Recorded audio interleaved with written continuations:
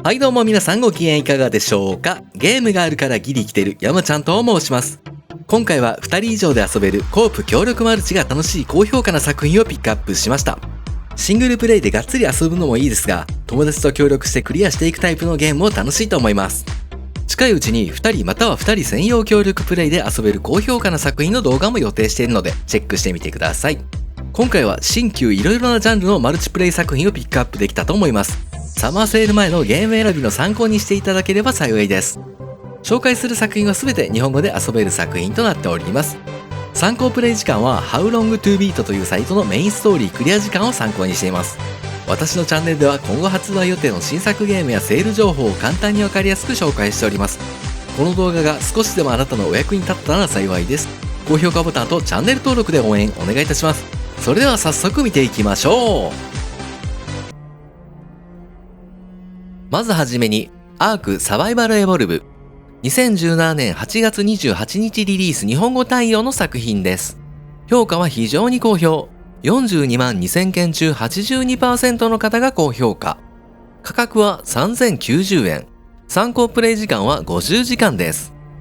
謎の島アークで目覚めたプレイヤー。恐竜が生息するこの島に無防備な状態で投げ出され、突如始まるサバイバル生活。手には謎のパーツが埋め込まれ、空には巨大な構造物、そして目の前に広がる大自然と獰猛な野生動物たち。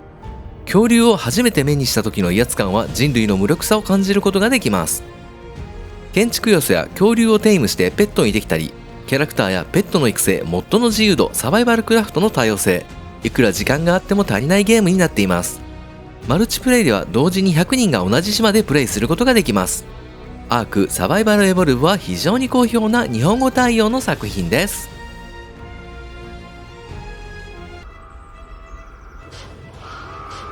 ボルカノイド。2019年1月30日リリース日本語対応の作品です。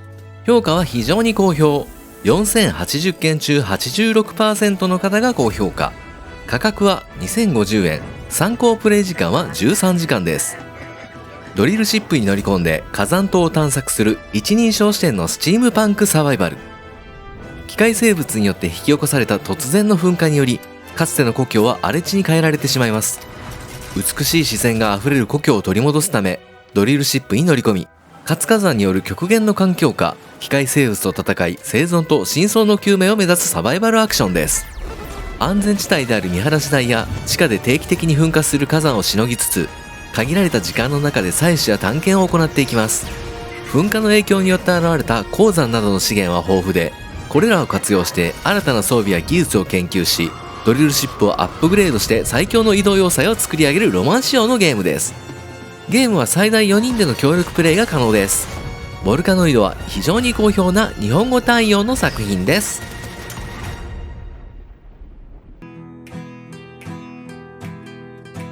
ケプラース。2022年5月24日リリース日本語化モッドでの対応作品です。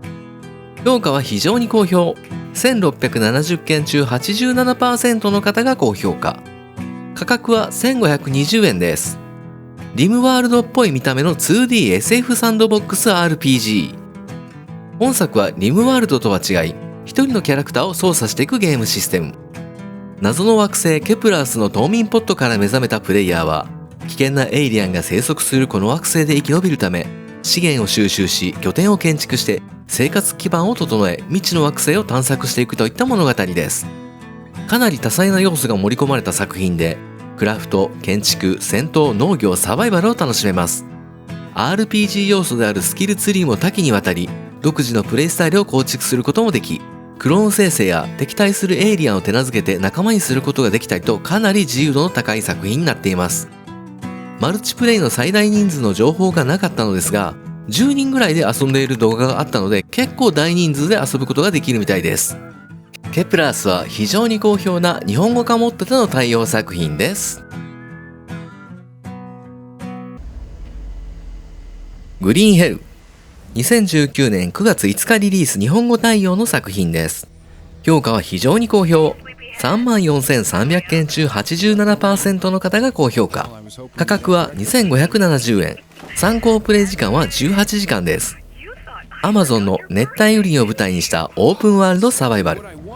Amazon の奥地に住む部族について調査するためにこの地を訪れた植物学者の主人公ジェイクと言語学者の妻ミア。調査開始から数日後、先行して部族と接触したミアから突如助けを求める連絡が入り、ジェイクは急いで部族の村へと向かうが、何者かに襲われ崖から転落し意識を失ってしまいます。食料も装備もない状態でジャングルに取り残されたジェイクは無線機とノートを頼りにこの過酷な状況を生き抜き、ジャングルや部族の謎を解明しながらもミアと共に脱出を目指す物語。本作はかなりリアルなサバイバルを楽しめる作品ですが、かなり高難易度のゲーム設計。従来のサバイバルゲームでは空腹度や喉の渇きといったただ食べたり飲んだりすれば回復するステータスシステムでしたが、本作は脂質、炭水化物、タンパク質、水分といった4つのステータスが存在し、栄養バランスを考えて状態管理をしなければなりません。またジャングルにある食べ物は実際に食べてみるまでどのステータスが回復するのかわからず、最悪の場合食中毒や寄生虫に感染し死に至ることもあり、かなりリアルなゲームになっています。これからジャングルでサバイバルする方には参考になるリアルさ重視のゲーム。本作は最大4人での協力プレイが可能です。グリーンヘルは非常に好評な日本語対応の作品です。虫が苦手な方はご注意ください。グラウンデッド。2020年7月29日リリース日本語対応の作品です。評価は非常に好評。24,400 件中 88% の方が高評価。価格は3132円。参考プレイ時間は12時間です。アリくらいのサイズに縮んでしまった4人の少年少女たちが巨大な昆虫がうごめく裏庭で生き残るオープンワールドのサバイバルアドベンチャー。どうやってこの状況に陥ったのか記憶がないまま目覚めた主人公たち。目的は元の体に戻る方法を見つけること、そして生き残ること。裏庭にはなぜか野外ラボを利用して葉っぱや枝、人間のゴミなど拾った素材を分析して武器やツール、アーマーをクラフティングすることもできます。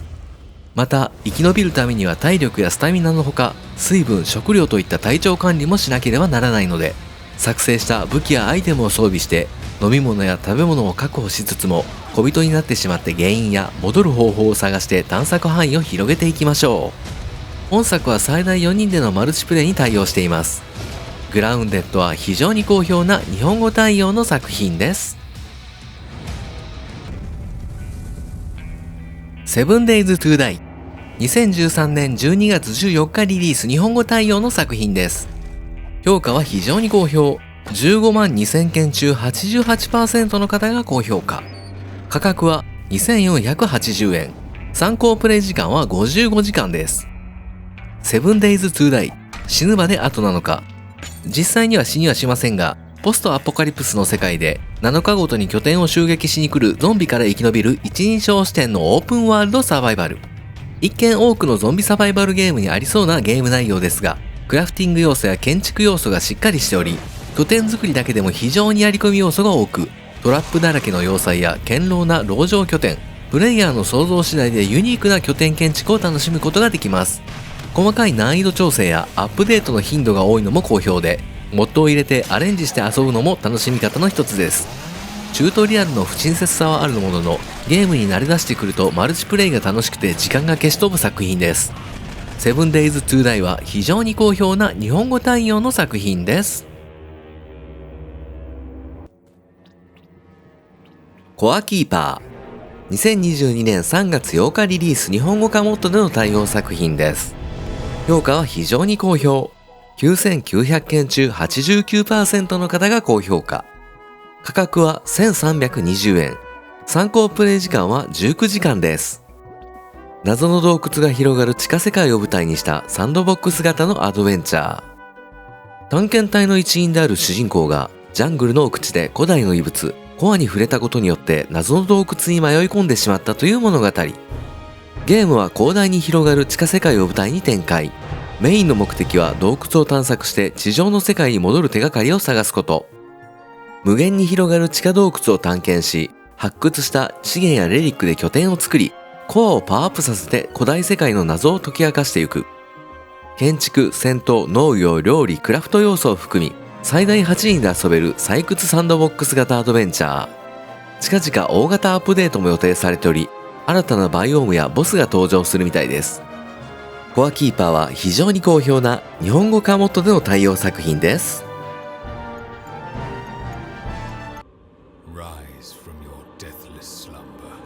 V ライジング2022年5月17日リリース日本語化ファイルでの対応作品です。評価は非常に好評。28,800 件中 89% の方が高評価。価格は2050円です。発売初週で100万本以上を売り上げ、現在150万本を突破した話題のオープンワールドヴァンパイアサバイバル。本作はヴァンパイアをテーマにゴシックなグラフィックで展開するオープンワールドのアクション RPG です。ヴァンパイアは不死身でかなり強い印象ですが、本作のヴァンパイアは何世紀も眠りについたせいで力が衰えてしまったという設定です。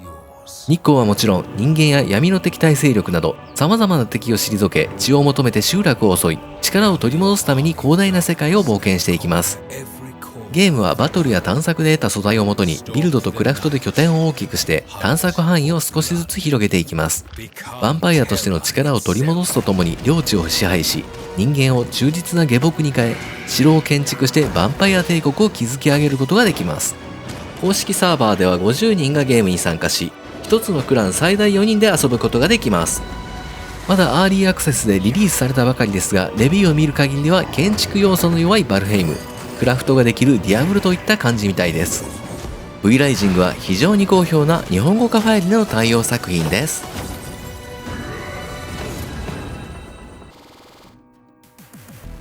ザ・エスケーピスト2 2017年8月22日リリース日本語化モッドでの対応作品です。評価は非常に好評。18,500 件中 90% の方が高評価。価格は1980円。参考プレイ時間は17時間です。服役中の囚人となって刑務所から脱出を目指すストラテジー。ゲームは点呼、食事、労働などの決められたスケジュールに従いつつも、看守の隙を見て役立つアイテムを手に入れて脱出を目指します。刑務所内には脱出に使えそうなアイテムから意味のなさそうなアイテムも存在。しかし意味のなさそうなアイテムでも組み合わせてクラフトすることで役立つアイテムになったりもします。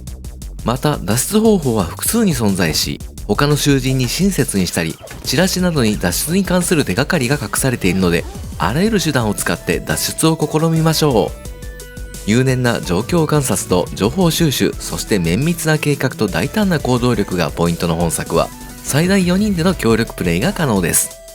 ザ・エスケーピスト2は非常に好評な日本語化モッドでの対応作品です。オーバークックル2 2018年8月8日リリース日本語対応の作品です。評価は非常に好評。26,200 件中 90% の方が高評価。価格は2,570円。参考プレイ時間は7時間です。はちゃめちゃなクッキングアクションゲーム。最大4人でチームを組んで指定された料理をみんなで分担して作っていくといったゲームです。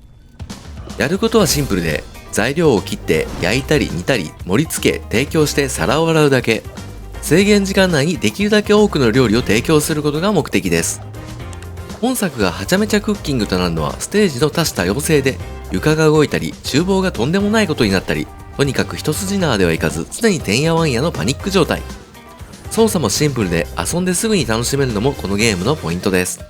やっていることはシンプルですが、プレイヤー同士が突発の事態でどう動けるかチームワークが試される作品。本作は最大4人でのプレイが可能。安定定番のマルチプレイゲームです。オーバークックル2は非常に好評な日本語対応の作品です。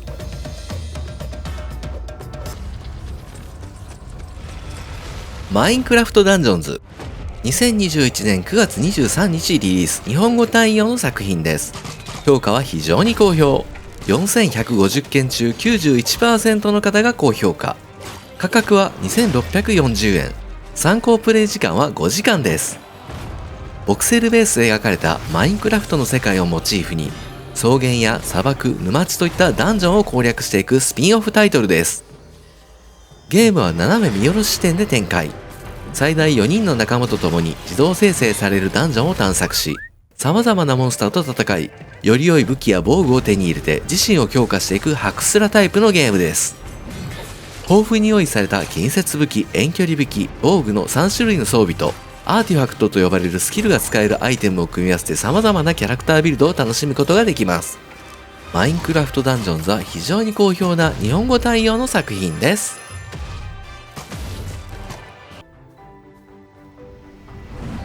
アストロニーヤ、2016年12月16日リリース日本語対応の作品です。評価は非常に好評。79,000件中 91% の方が高評価。価格は2980円。参考プレイ時間は22時間です。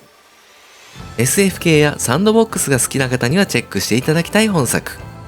未開の惑星という過酷な環境を探索し、様々な資源を集めてそれらを使って設備を作り、惑星環境を充実させていくオープンワールドのサバイバルサンドボックスゲームです。ボクセルデザインがベースでありながら角を減らした滑らかでカラフルなビジュアルが特徴です。ゲームは25世紀のゴールドラッシュを時代背景としており、プレイヤーは一攫千金のチャンスをつかむため、危険が伴う惑星開拓を行うといった物語です。辺境の惑星に降り立ったプレイヤーは地形変形ツールを使って地形を変化させて資源を採取したり施設を建てたり洞窟を探索しながら惑星を開拓していきます。また乗り物を作って惑星内を遠くまで探索したり惑星内部に向かって掘り進めることができたりと、とにかく自由度が高く最大4人で遊ぶことができるマルチプレイが楽しい作品です。アストロニーヤは非常に好評な日本語対応の作品です。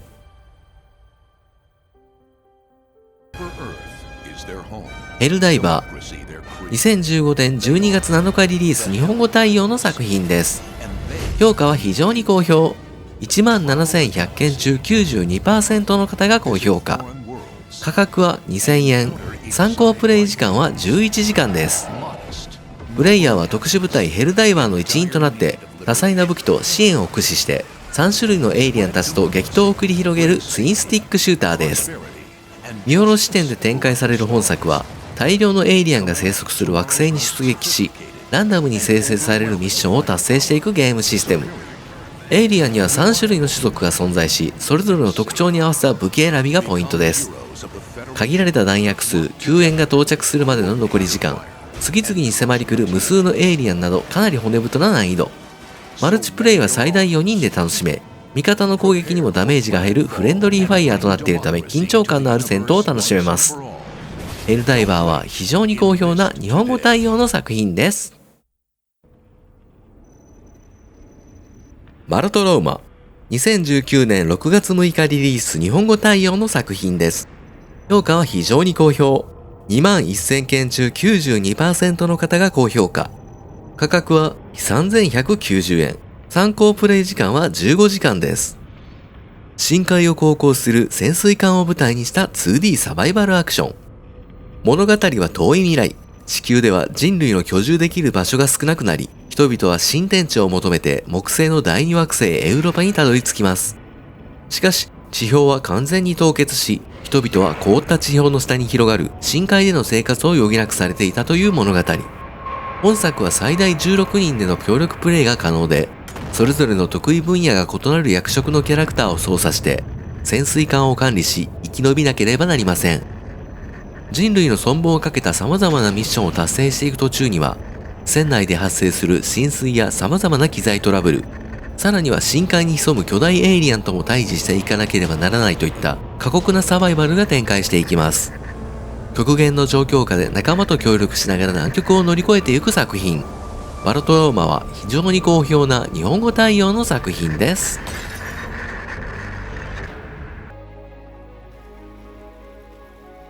スクラップメカニック、2016年1月20日リリース日本語対応の作品です。評価は非常に好評。78,700件中 92% の方が高評価。価格は1,980円。参考プレイ時間は57時間です。広大なオープンワールドを舞台に素材を集めて乗り物やロボット、拠点建築などを楽しめるクラフトをメインとしたサバイバルサンドボックス。プレイヤーはロボット整備士としてとある惑星に派遣されるのですが、惑星への着陸時に宇宙船がコントロールを失い墜落します。幸いにも命拾いした主人公は制御不能になった農業ロボットであふれるこの惑星で生き延びていくといった物語。ゲームはヒットポイント、空腹、喉の渇きといった3つのステータスを管理しながら、様々なパーツやブロックを組み合わせてオリジナルの乗り物やロボットを作ることができます。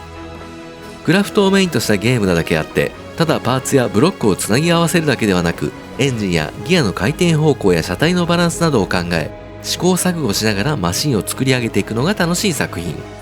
設定で一人称と三人称の視点切り替えができるので、ゲーム酔いしやすい人にも優しいゲーム設計。スクラップメカニックは非常に好評な日本語対応の作品です。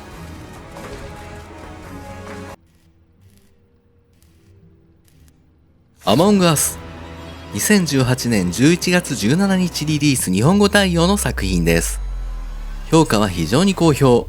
54万7000件中 92% の方が高評価。価格は520円。宇宙をテーマとした人狼ゲーム。ゲームは宇宙船を修理しようとする人狼ゲームでいう村人であるクルーと、修理を妨害する人狼であるインポスターに分かれてゲームを展開し、それぞれに異なる勝利条件の達成を目指すといった宇宙版人狼ゲームです。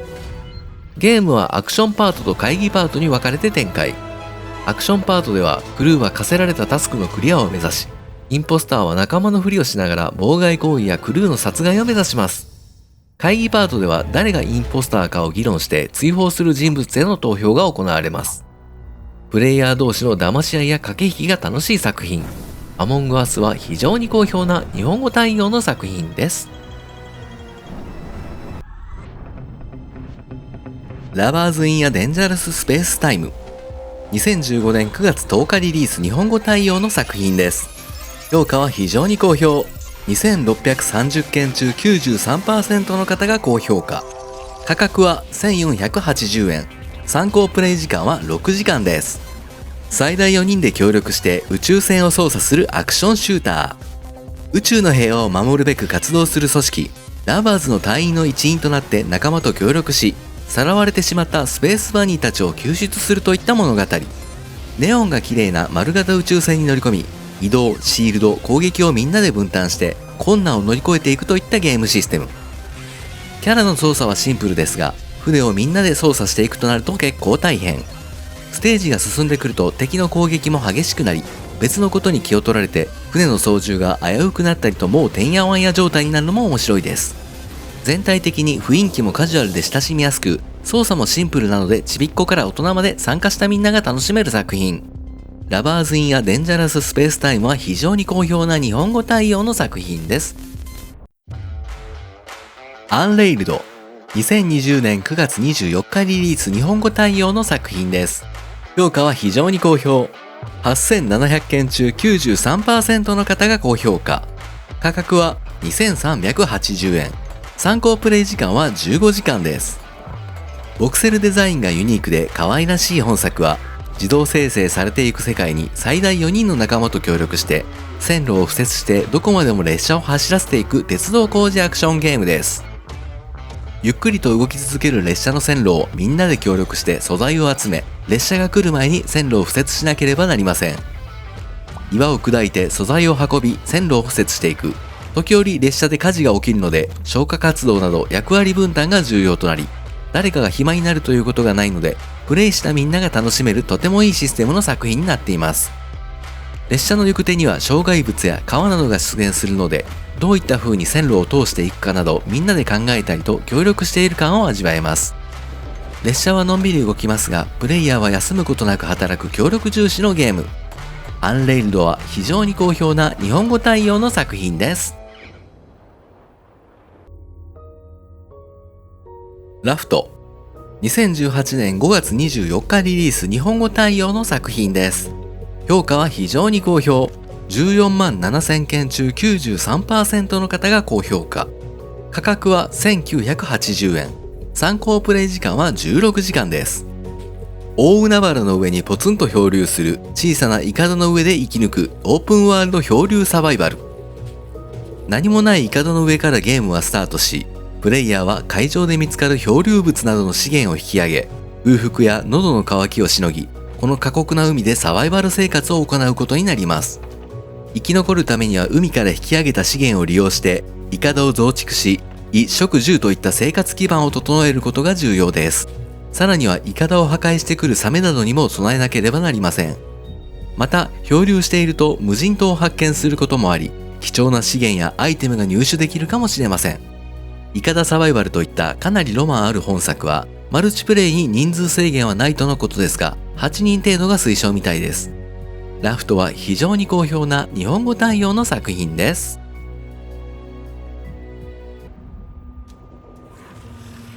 ガンファイアーリボーン。2021年11月18日リリース日本語対応の作品です。評価は非常に好評。62,900 件中 94% の方が高評価。価格は2050円。参考プレイ時間は18時間です。もふもふ獣キャラを操作してランダム生成されたダンジョンの最深部を目指す一人称視点のローグライクシューター。アンロックで使用できるキャラクターは6種類。それぞれに個別のスキルが設定されており、同じキャラでも入手する武器によっては毎回違うビルドになったりと、豊富なキャラビルドを楽しむことができます。武器は現地調達、ランダム生成されたダンジョン、死亡すると最初からといったローグライクなシステムですが、ダンジョンで入手できるソウルエッセンスを使用して基本ステータスを底上げできるので、やればやるほどどんどん強くなっていくのが楽しい作品。本作は最大4人でのマルチプレイが可能です。ガンファイアーリボーンは非常に好評な日本語対応の作品です。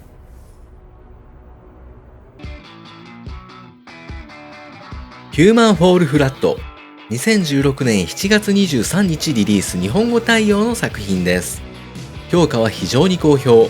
125,000件中 94% の方が高評価。価格は2050円。参考プレイ時間は6時間です。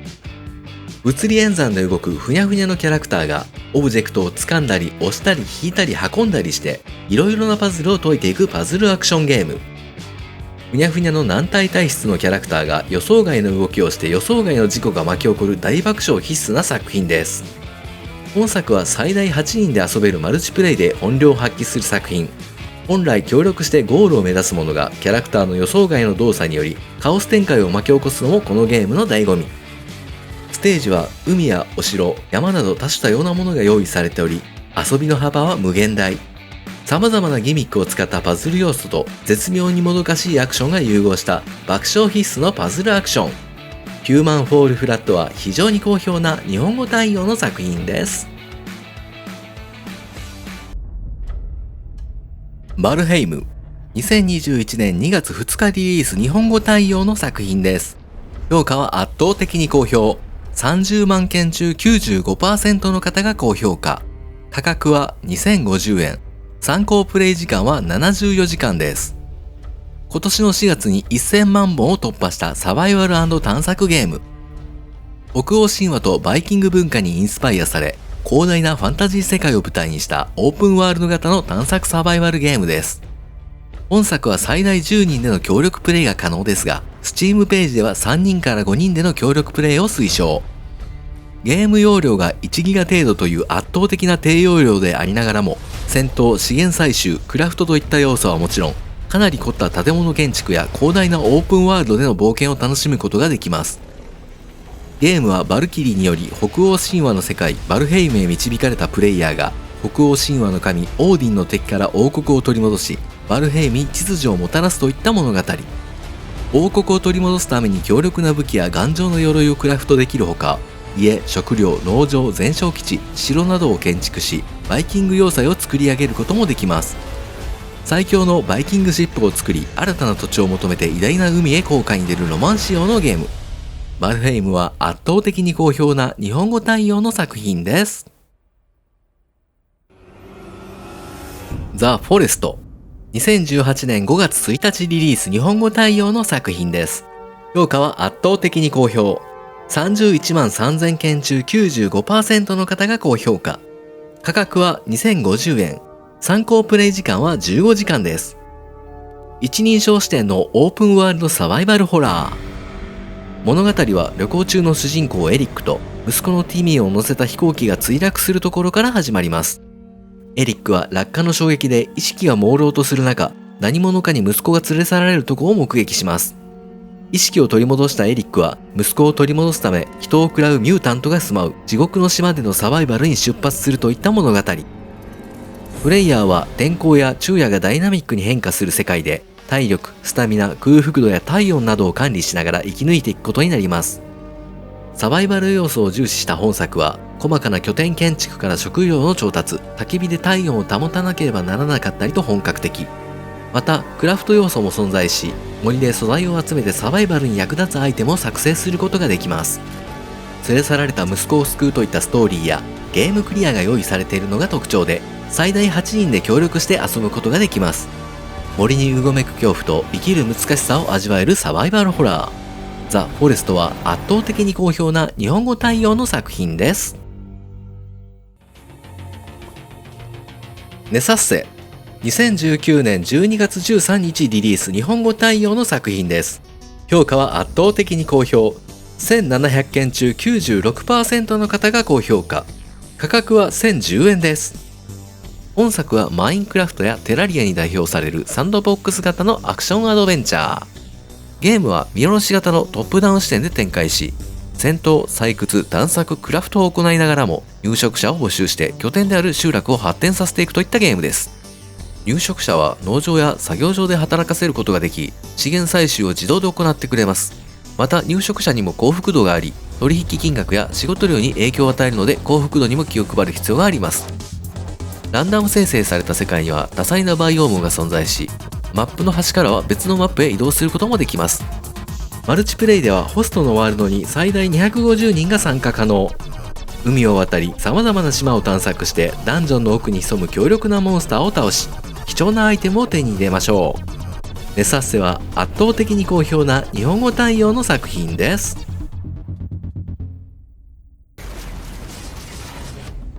リスクオブレイン2、2020年8月11日リリース日本語対応の作品です。評価は圧倒的に好評。13万4000件中 96% の方が高評価。価格は2570円。参考プレイ時間は12時間です。未知の惑星に不時着したサバイバーとして大量のモンスターやマシンが襲いかかるステージを探索していくローグライクアクションです。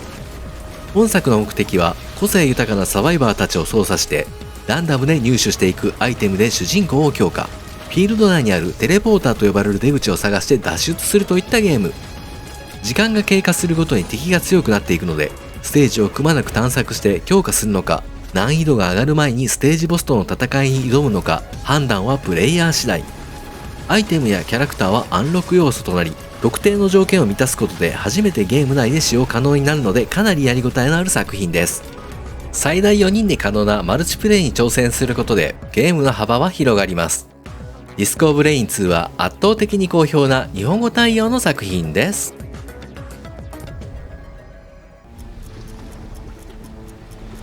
Don't Starve Together、 2016年4月22日リリース日本語化モッドでの対応作品です。評価は圧倒的に好評。22万1000件中 96% の方が高評価。価格は1480円。参考プレイ時間は35時間です。Don't Starve、飢えないでという意味通り、死と隣り合わせの世界で素材を集めてアイテムを作って生き延びるゲームですが、かなり高難易度。ゲームの目的は何日生き延びられるか挑戦すること。プレイするたびに環境が変化する不思議な島で素材を集めて道具を作成したり、食べ物を集めたり、拠点を作ったりしながら一日でも長く生き延びることを目指します。最初は情報がなく手探りで始め、ゲームオーバーになりながら知識をつけ、どんどん長く生きられるようになるのが楽しいゲームです。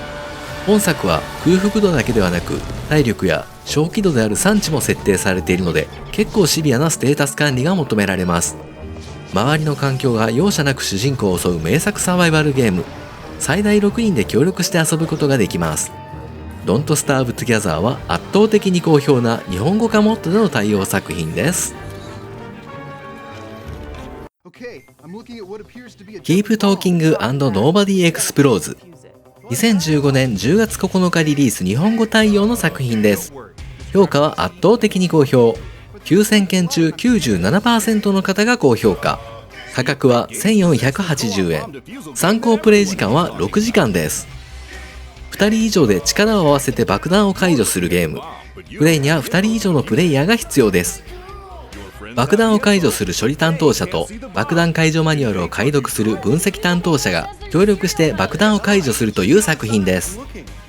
ゲームの大まかな流れは、処理担当者と分析担当者に分かれ、爆弾を解除する処理担当者は爆弾の細部の情報を分析担当者に報告します。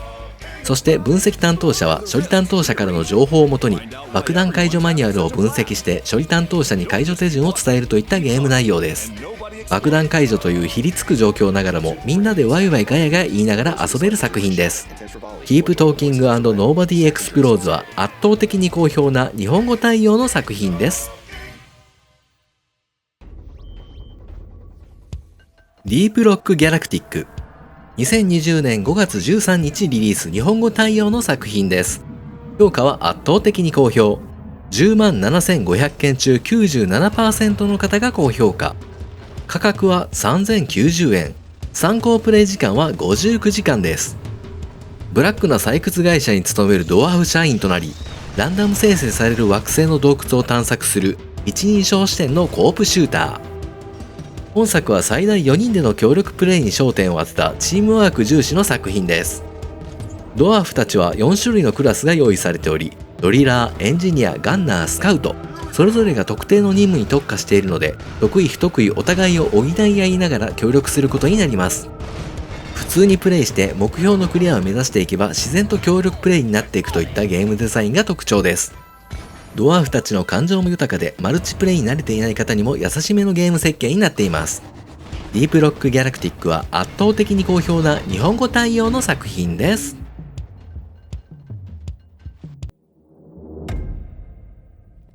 ファズモフォビア、2020年9月19日リリース日本語対応の作品です。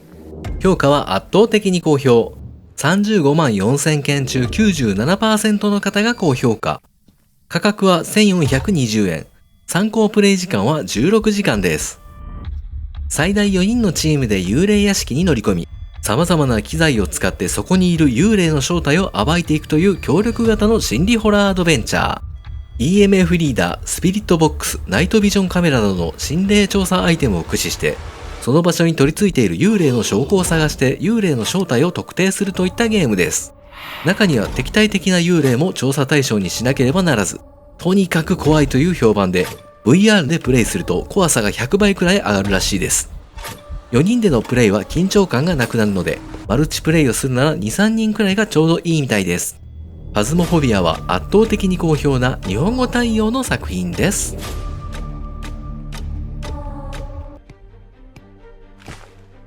テラリア、2011年5月17日リリース日本語化モッドでの対応作品です。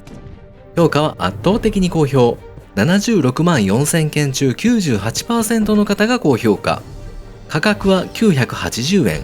参考プレイ時間は51時間です。10年以上もプレイし続けられている名作です。土や木などのブロックで構成されている広大な世界で、ブロックを掘り進め、素材を集め、アイテムの作成や建築を行いながら、独自の世界を作り上げていくことのできるサンドボックス型のアクションアドベンチャー。本作は非常に自由度の高いゲームで、基本的には掘って作って戦うことがメインです。マインクラフトと比較されがちですが、中身はかなり戦闘寄りなイメージです。これまでにたくさんのアップデートを重ね、アイテム、武器の種類が膨大で飽きのこない作品作り。最大8人での友達と協力しての探索や建物の建築を進めたり、ダンジョン奥深くのボスと戦ったりと自由に楽しめます。テラリアは圧倒的に好評な日本語化モッドでの対応作品です。はい、今回は2人以上で遊べるコープ協力マルチが楽しい高評価な作品をピックアップしました。近いうちに2人または2人専用協力プレイで遊べる高評価な作品動画も用意しているので、チェックしてみてください。今回はいろいろなジャンルのマルチプレイ作品がピックアップできたと思います。サマーセール前のゲーム選びの参考にしていただいたら幸いです。紹介した作品は全て日本語で遊べる作品となっております。私のチャンネルでは今後発売予定の新作ゲームやセール情報を簡単にわかりやすく紹介しております。この動画が少しでもあなたのお役に立てたなら幸いです。高評価ボタンとチャンネル登録で応援お願いいたします。本日もご視聴ありがとうございました。皆様明日も良い一日になりますように次の動画でお会いしましょう。さよなら、バイバイ。